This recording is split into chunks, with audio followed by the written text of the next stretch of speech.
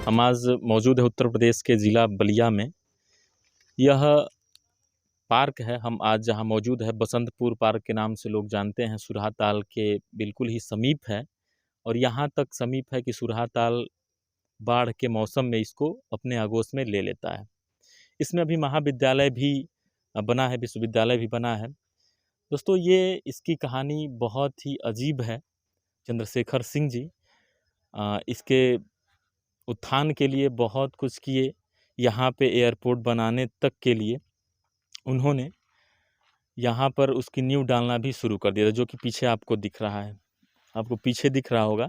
उसकी नींव डालना भी वो शुरू कर दिए थे और वो जब तक जिए, जब तक वो थे, तब तक इसमें चार चांद लगा रहता था और यहाँ पे हजारों की संख्या में पर्यटक आते जाते रहते थे।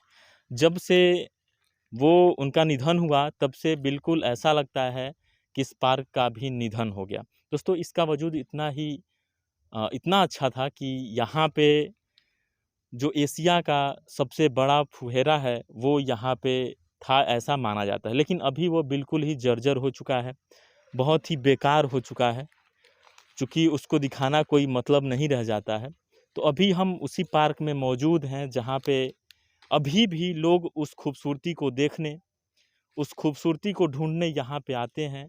और 1 जनवरी को लोग पिकनिक मनाने बहुत ही बड़ी संख्या में यहाँ पे आते हैं और यहाँ पे लोगों का हुजूम लग जाता है। आज क्रिसमस का दिन है, क्रिसमस डे है, आज हम लोग यहाँ पे मौजूद हैं और इसकी जो दयनीय हालत है वो हम आपको दिखा रहे हैं। यह बिल्कुल पार्क अब, या हमको कहें कि ये जंगल में बिल्कुल ही तब्दील हो गया है, बिल्कुल ही जंगल नुमा हो गया है ये पार्क। और आप देख सकते हैं जगह जगह पे यहाँ पे बोर्ड भी लगाए गए हैं, यहाँ पे दिखा दीजिए, जगह जगह पे बोर्ड भी लगाए गए हैं। बिल्कुल इसके समीप से ही पूरा पानी लगा हुआ है, बैठने के हर जगह व्यवस्थाएं की गई हैं, लेकिन यहाँ पे जो है बिल्कुल ही जंगल नुमा भी है। अब मैं ये कहना बिल्कुल ही उचित समझूंगा कि जब प्रधानमंत्री श्री चंद्रशेखर जी का निधन हो गया तो उसके साथ ही इस पार्क का भी निधन हो गया, क्योंकि उस समय जो खूबसूरती थी वह बिल्कुल ही अब गुम हो गई है। यहाँ पे केवल जंगल ही बच गया है, लेकिन उस खूबसूरती को ढूंढने अभी भी पर्यटक यहाँ पे लगातार आते रहते हैं। और 1 जनवरी को बहुत ही लोग जुटते हैं, जैसा कि मैंने आपको बताया।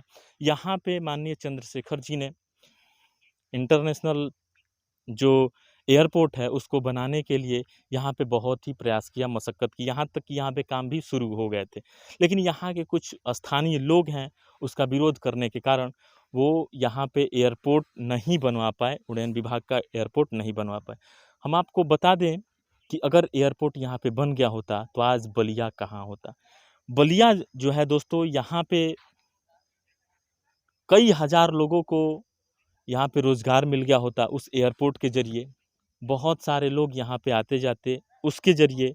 यहाँ पे पर्यटन का बहुत ही अच्छा लुभावना जगह तो था ही पहले से, लेकिन अब वो बिल्कुल ही जंगल में तब्दील हो गया है। लेकिन फिर से इसको चाहा जाए तो सुधारा जा सकता है, ऐसा नहीं है कि ये नहीं सुधरेगा। लेकिन अभी बिल्कुल आपको दिख रहा होगा कैमरे में, यह जंगल में तब्दील हो गया है। जबकि यहाँ पे जैसा कि मैंने आपको बताया कि सुरहा ताल ये जो है बिल्कुल जंगल में तब्दील है और सुरहा जो ताल है वो बिल्कुल इसको अपनी आगोश में ले लेता है, यानी कि बरसात के मौसम में ये पूरा डूब जाता है। तो ये अब के जो नेता हैं दोस्तों, अब के जो मंत्री हैं, विधायक हैं, वह केवल अपने आप को पद दिलाने में लगे रहते हैं। लेकिन एक माननीय चंद्रशेखर जी थे कि उन्होंने बागी बलिया का नाम, जिस तरीके से बागी आखिर क्यों कहा जाता है, बगावत किए जाने की वजह से बलिया बागी कहा जाता है। और ये जो बलिया है इसका इतिहास रहा है दोस्तों बगावत के मायने में। उन्हीं में से एक नाम आता है श्री चंद्रशेखर सिंह जी का।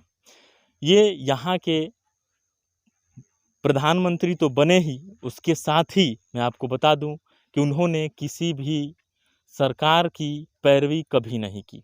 उन्होंने हमेशा अपने बलबूते पे हर एक काम किया और अपना नाम रोशन करते हुए वह फिर प्रधानमंत्री के पद पे, खुद दिए जाने की वजह से प्रधानमंत्री के पद पे वो वहाँ पहुँचे और बलिया का नाम उन्होंने रोशन किया। लेकिन अभी वो इस जगह को अगर उनकी आत्मा देखती होगी इस जगह को तो उनकी आत्मा भी रोती होगी कि जब तक मैं था तब तक ये क्या था, जब अगर अभी मैं नहीं हूँ तो बलिया की क्या हाल है। दोस्तों, ये जो बलिया का यह पार्क है, या अगर बलिया का स्वर्ग हम कहें तो कतई गलत नहीं होगा। बिल्कुल बलिया का स्वर्ग ये था, लेकिन अब जंगल में तब्दील हो गया है। हालांकि इसमें कुछ जगह में विश्वविद्यालय उनके नाम से खोले गए हैं, अच्छी बात है, शिक्षा के लिए वो ज़मीन इस्तेमाल हो रही है जहाँ पे पहले पर्यटन होता था। लेकिन उसके पास ही बहुत ही जो ज़मीनें हैं बिल्कुल जंगल नुमा है, जैसा कि आप देख रहे हैं, मैं आपको अपनी वीडियो में दिखा रहा हूँ। और फिर से मैं चाहूँगा कि आप उनको दिखाइए, वो जो है आप वहाँ पे देख रहे हैं किस तरीके से वहाँ पे लोग एंजॉय कर रहे हैं। बहुत सारे लोग वहाँ पे चढ़ रहे हैं, उतर रहे हैं। तो कहीं न कहीं यहाँ के लोगों में, बलिया के लोगों में अभी भी मलाल है कि काश ये पहले के जैसा होता। काश ये चंद्रशेखर जी अब भी होते तो वो कभी भी इस जगह को ऐसा जंगलनुमा नहीं बनने दिए होते।